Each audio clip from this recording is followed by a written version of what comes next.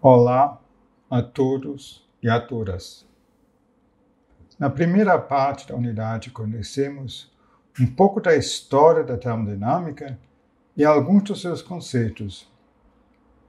Nessa segunda subunidade, mostraremos a recepção e integração desses conceitos nos trabalhos de Nicolas Ceausescu-Roegen, Kenneth Boulding e Herman Daly. Eles buscaram direcionar a atenção dos seus colegas para as bases materiais dos processos da produção e transformação de matéria e energia. Concluiremos com a apresentação de dois autores, Steven Banker e Elmar Altvater, que incorporaram os conceitos da termodinâmica na sua análise e interpretação da relação de dependência que liga a Amazônia às economias centrais.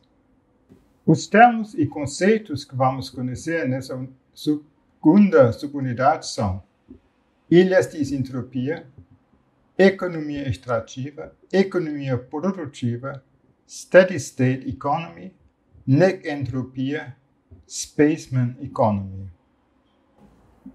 Em 1971, Nicolas Ceausescu-Roegen, um economista nascido na Romênia, com cátedra na Universidade de Vanderbilt, nos Estados Unidos, publicou um livro chamado The Entropy Law and the Economic Process, onde ele tenta elaborar uma ligação entre a termodinâmica e a economia.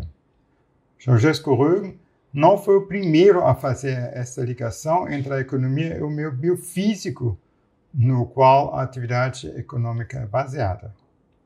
O econometrista Harold Davis já tinha feito antes uma tentativa de estabelecer uma similaridade entre as equações usadas na termodinâmica e na econometria.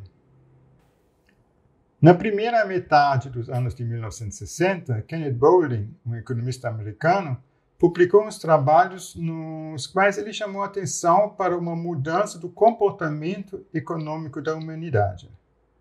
Sobretudo, as altas taxas de extração de recursos naturais não renováveis e o crescimento populacional poderiam transformar o atual padrão de vida, para algumas partes da população, em um episódio transitório e de curta duração na história da humanidade.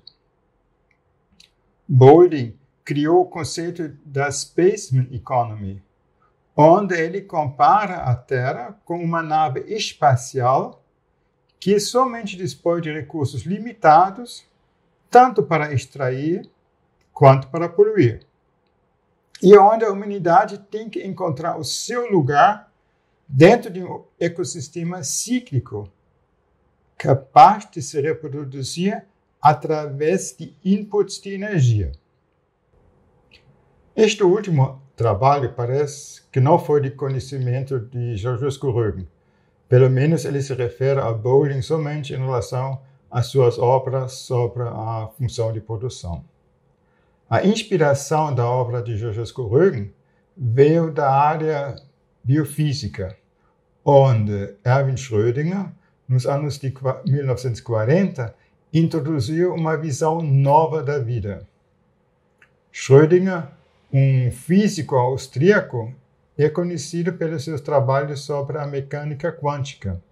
Ele foi ganhador do Prêmio Nobel de Física em 1933. Já no final de sua carreira, ele se dedicou a questões filosóficas e, em 1944, publicou o livro chamado O que é a vida? As células vivas nos olhos de um físico.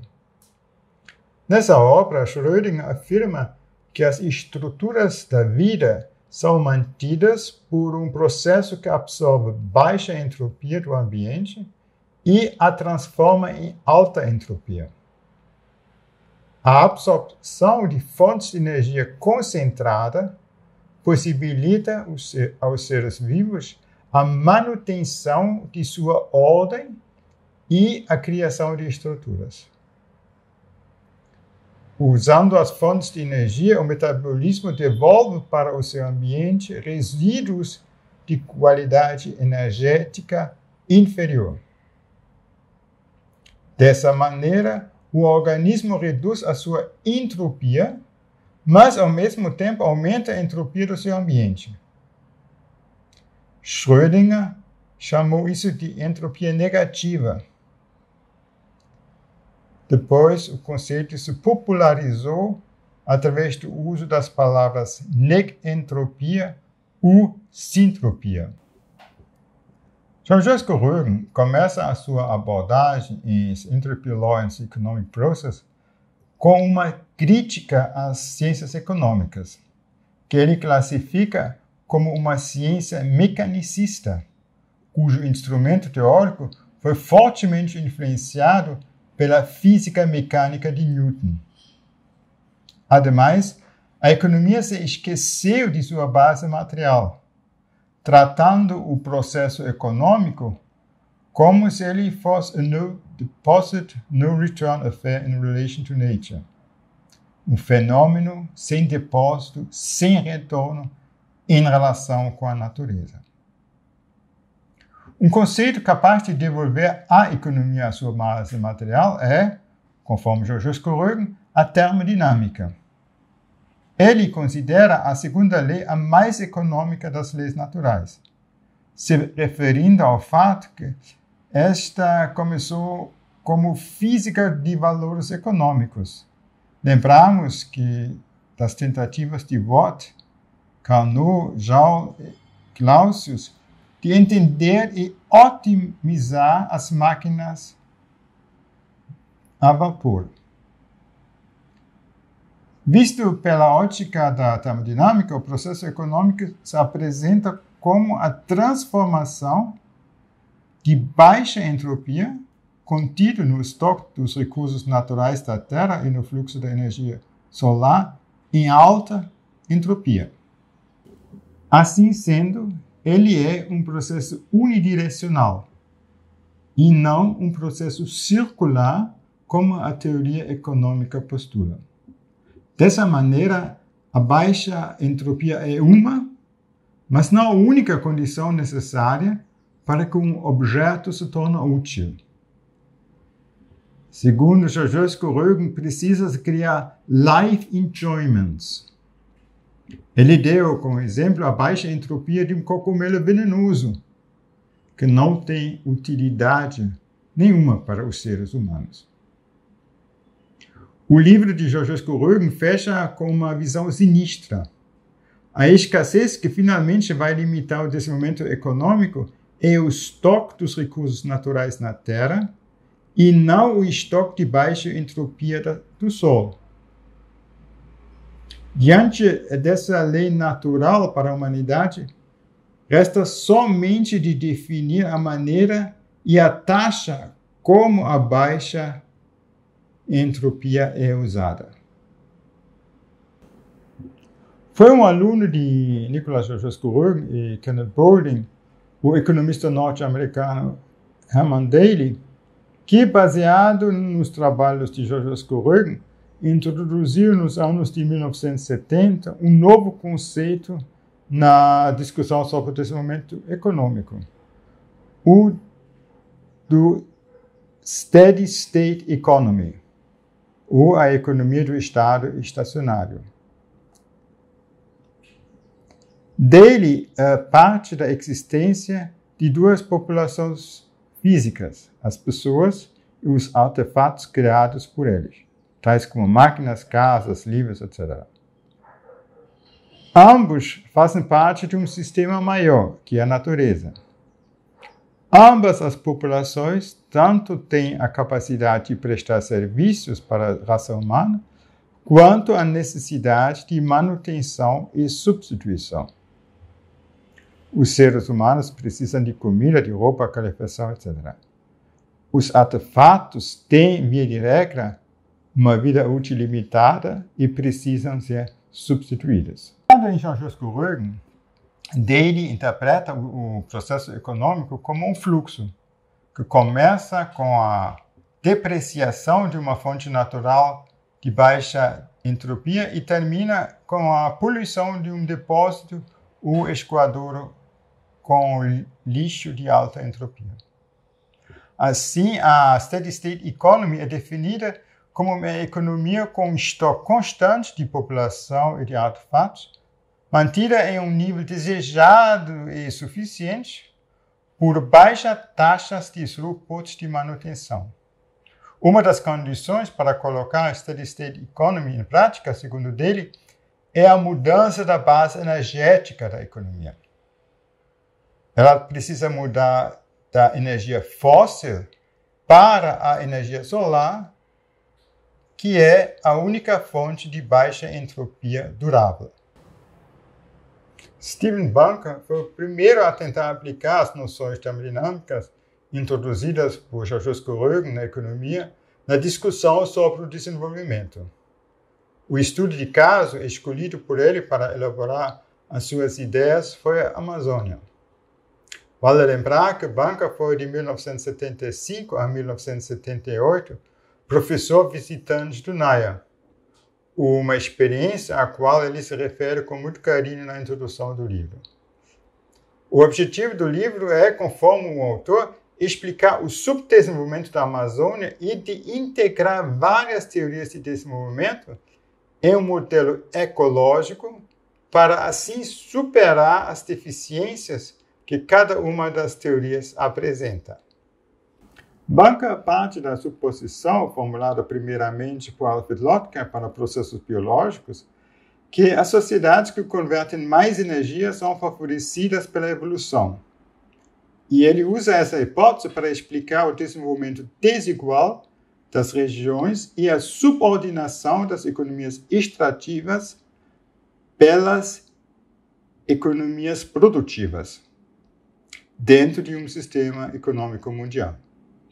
Ademais, e isto é o segundo pilar em que está fundamentado o trabalho de Banker, cada transformação da natureza e sociedade no passado define as futuras possibilidades e chances dessa sociedade. Assim, a maneira como uma sociedade explorou um certo ambiente define as possibilidades do mesmo ambiente para usos futuros. Economias produtivas e economias extrativas se distinguem, conforme Banker, nos seguintes aspectos: fluxo de energia, maneira da incorporação da energia em infraestrutura física, distribuição demográfica, organização social e nas consequências que os diferentes usos de energia exercem sobre o meio ambiente. Em geral, há um fluxo de energia de uma economia extrativa para uma economia produtiva. E esse fluxo reduz a complexidade e o poder da primeira e aumenta a complexidade e o poder da segunda. Dentro de uma economia produtiva, as empresas podem se beneficiar de várias economias externas, por exemplo, pelo uso comum de ofertas de infraestrutura. Ao contrário disso, o local de instalação de uma empresa na economia extrativa é definido pelo local do recurso que ela pretende explorar. Sendo assim, essa empresa raramente pode usufruir dos resultados de investimentos, seja em infraestrutura, habitação, urbanização, de atividades econômicas anteriores. Uma outra diferença entre economias extrativas e economias produtivas é a maneira como os efeitos de escala acontecem entre eles. Nas economias produtivas, o desenvolvimento das forças produtivas gera, ao longo prazo, uma tendência de decréscimo do custo unitário, em consequência de um aumento de produção. Diferente disso, nas economias extrativas, os custos unitários tentam a se elevar com o aumento da escala de extração, porque é necessário explorar recursos de qualidade inferior ou de difícil acesso. Seguindo essa tendência, a elevação do custo marginal da extração pode chegar até um ponto onde a atividade perde a sua rentabilidade econômica e desaparece da região. Economias extrativas não criam laços com a economia regional. Eles têm mais o caráter de enclaves. Isto devido ao fato que, pelo pouco valor adicionado, os lucros se realizam na comercialização.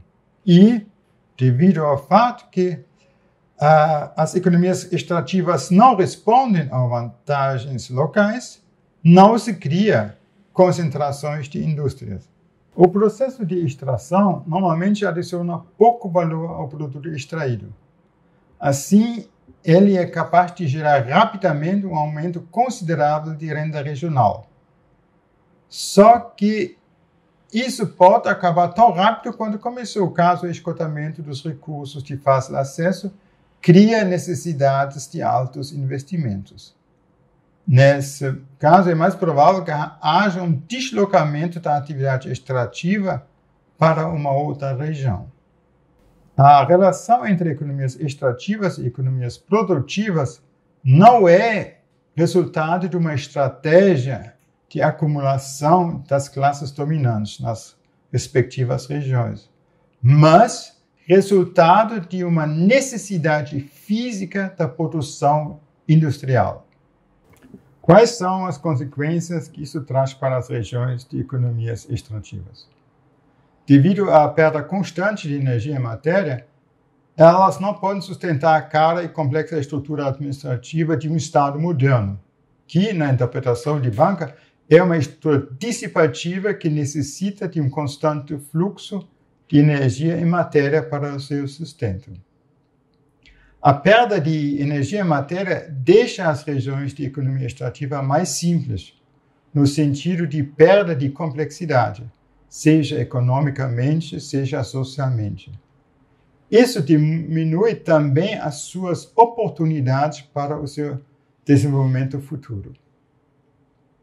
As economias extrativas dependem da demanda externa, que limita a possibilidade de uma acumulação baseada na demanda interna, além de gerar dependência. Resumido, pode-se afirmar que as características próprias das economias extrativas gerem uma descontinuidade no desenvolvimento econômico e social, tanto no espaço quanto no tempo. Quais são, então, as propostas de Bunker para mudar esse quadro? Considerando que a divisão entre economias produtivas e extrativas é uma necessidade física imposta pelo próprio processo de industrialização. Bunker se concentra na questão da criação de valores econômicos. Contrariando a teoria marxista do valor, ele enfatiza a necessidade de atribuir à natureza também um valor econômico. Especificamente, ele argumenta em favor de uma reavaliação, no sentido de um reajuste para cima dos preços de energia. Ademais, ele levanta a necessidade de incorporar nas explicações de desenvolvimento e subdesenvolvimento os fluxos de energia e matéria, sob o perigo de não poder fornecer uma explicação consistente para esse fenômeno.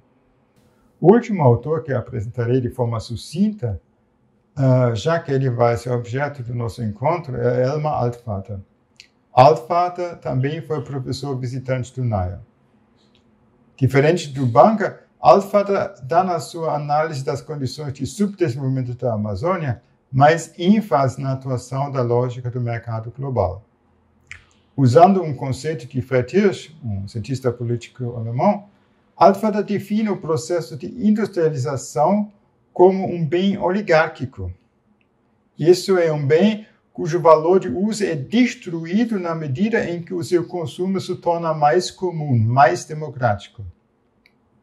Como exemplo, podemos citar que a qualidade de um carro, de oferecer ao seu dono a comodidade de se deslocar para onde ele deseja, diminuir na medida em que o uso do carro se populariza. 1 milhão de carros em Belém, um para cada habitante, iria seguramente impedir o uso do carro como instrumento de locomoção.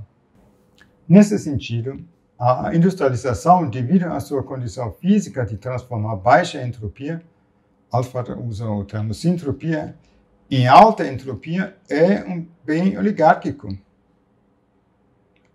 E, nessa forma, não é acessível para todos os habitantes do nosso planeta. A industrialização é um processo que se dá de maneira altamente injusta. Enquanto as sociedades industrializadas usam a baixa entropia distribuídas em ilhas de isentropia no mundo inteiro para manter a ordem das suas sociedades, elas dissipam globalmente a alta entropia gerada nesse processo de transformação de energia em matéria. Assim, o aumento da ordem nos países industrializados é ligado ao aumento da desordem nas regiões onde eles tirem a baixa entropia, que é necessário para manter as suas estruturas dissipativas. O único perigo que Alford vê para as sociedades industrializadas vem assim não de transformações revolucionárias, mas da interrupção do fluxo de energia e matéria que mantém as estruturas dissipativas. Por exemplo, pelo esgotamento dos depósitos ou escoadores para depositar a alta entropia. Muito obrigado pela sua atenção.